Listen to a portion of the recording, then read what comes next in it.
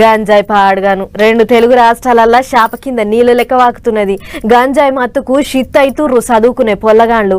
ఆ మత్తులో ఎప్పుడు ఏం చేసేది తెలుస్తలేదు. పోలీసోళ్ళు ఎన్ని చెక్కింగ్లు చేస్తున్నా దినం ఎక్కడనో ఒకాడ గంజాయి బస్తాలకు బస్తాలు పట్టుబడుతుంది.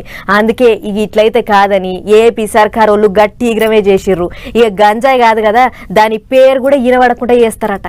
ఎన్ని షేకింగులు చేస్తాన్నా యాన్నో ఓ కాడ గుప్పుమంటాంది గంజాయి. నెరి ఏపీలో చదువుకునే పొల్లగాండ్లు ఆగమైతాండ్రు. పాత సర్కారు వాళ్ళు ఉన్నప్పుడే గంజాయి దందా గట్టిగా పెరిగిందని ఇప్పుడు అసోంటి దందాలు చేస్తే అస్సలు ఇడిచిపెట్టమని కూటమి సర్కారు వాళ్ళు మస్తు గట్టి ఈగురమే చేసిండ్రు. గంజాయి దందా చేసేటోళ్ల కుటుంబాలకు సర్కారు పథకాలు ఇయ్యొద్దని నిర్ణయం చేసిండ్రట.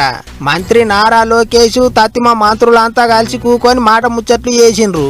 ఇప్పటి సంది రాష్ట్రంలో గంజాయి అమ్ముకుంటా ఎవరు దొరికినా ఎమ్మటే వాళ్లకు గాని వాళ్ళ ఇంటి వాళ్ళకు గాని ఇచ్చే సర్కారు పథకాలన్నీ బంద్ చేస్తారట. రేషన్ బియ్యం కాని నుంచి సురువు చేస్తే పింఛన్లు, పిరి సిలిండర్లు, పొలగాండ్ల చదువులకు పైసలు గిసొంటి అన్ని కట్ చేస్తారట.